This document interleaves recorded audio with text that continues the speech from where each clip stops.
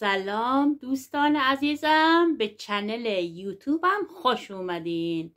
انشاءالله که یک روز خوب و عالی داشته باشین. همتون سلامت و خونتون پربرکت باشه. روزگارتون خوش دوستان عزیزم. انشاءالله که سلامت باشین و سرحال. دوستای عزیزم، چند تا ذکر قوی براتون آوردم، میگم اگر دوست داشتین یادداشت کنین و نگه دارین و بفرستین واسه اون کسایی که به این ذکرها احتیاج دارن. این ذکرها قرآنیه و خیلی قویه، مجرب دوستای عزیزم. میخوام یک دعای حصار بهتون بگم، یک حصار قوی و قرآنی. این دعا رو وقتی بخونی، این ذکر رو وقتی بفرستی، یک حصار قرآنی دورت باز میشه که دیگه هیچ کس نمیتونه نه برات دعا بگیره نه برات طلسم بگیره. این حصار قرآنیه که اگر حس میکنی انرژی منفی داری یا براتون دعا گرفتن یا طلسمتون کردن، این کار رو انجام بده، انشاءالله هرچی طلسم و جادو باطل میشه. وقتی که این ذکرها رو بخونی هیچ کس نمیتونه برات طلسم کنه. این دعا و این آیه ها و این ذکرهای قرآنی اینجوریه، میخواین یادداشت کنین. صبح از خواب بیدار شدی، برای حصار قوی قرآنی 7 مرتبه سوره ناس رو میخونی، 7 مرتبه سوره کافرون، 7 مرتبه آیات الکرسی، 7 مرتبه سوره فلق، 7 مرتبه سوره توحید، 7 مرتبه سوره کوثر. هر روز صبح که بیدار میشی بخون، هم برای خودت هم برای خانوادت کافیه. دعای حصار قوی. شبم داری میخوابی 7 مرتبه بخون. این دعای حصار قوی رو بخون تا از خوابهای بد در امان بمونی، تا از استرس، اضطراب، ترس، وحشت در امان بمونی. اینها ذکرهای قرآنی هستن. یه ذکر میخوام بهتون بگم که هیچ کس ازش خبر نداره، مخصوص خودم و تنهایی‌های خودمه که به درد شما هم میخوره. اونقدر این ذکر قویه که حیفم اومد به شما دوستان نگم. این ذکر معجزه میکنه. ببین، هر کس که میخواد پشت سرت حرف بد بزنه، غیبتتو کنه، زیرابت بزنه، کلا سرت بذاره، یه معامله میخوای انجام بدی، نمیذاره تو این معامله رو انجام بدی، پشیمونت میکنه.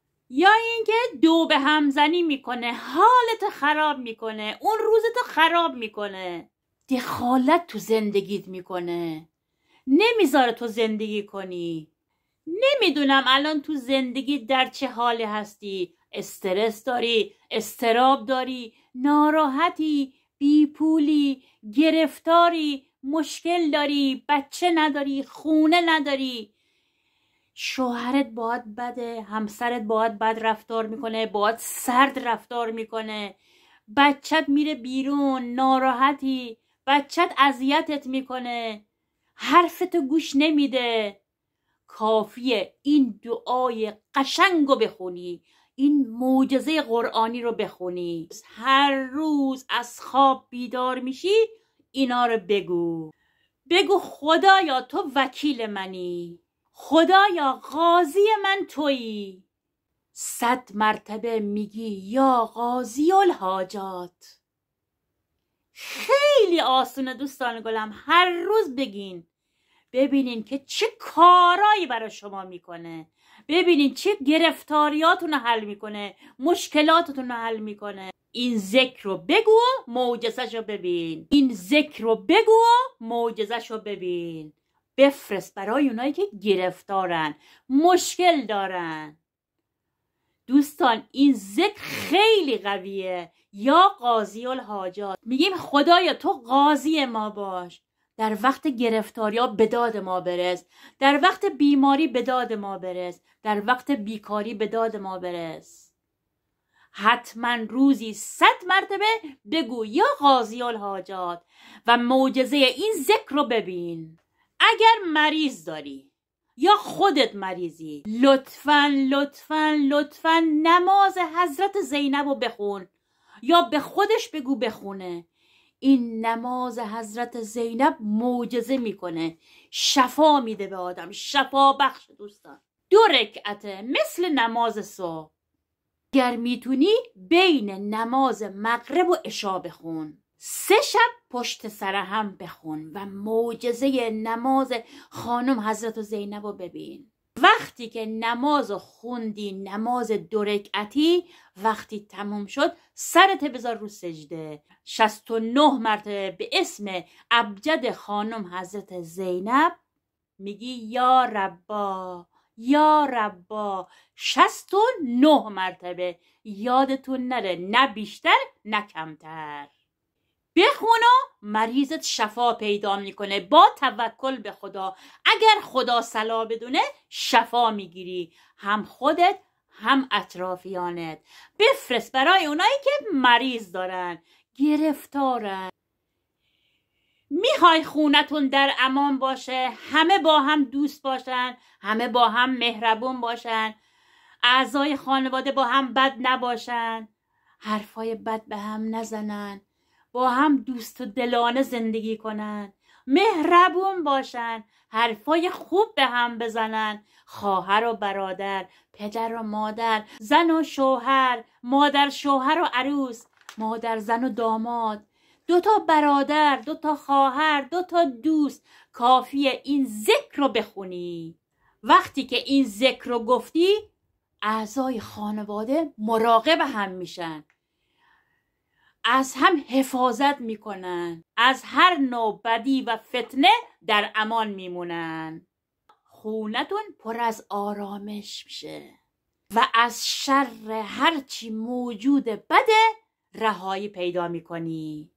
7 مرتبه میگی این ذکر عالی، نورانی و قرآنی اینه برای حفاظت از خانواده و محبت کردن به هم دیگه.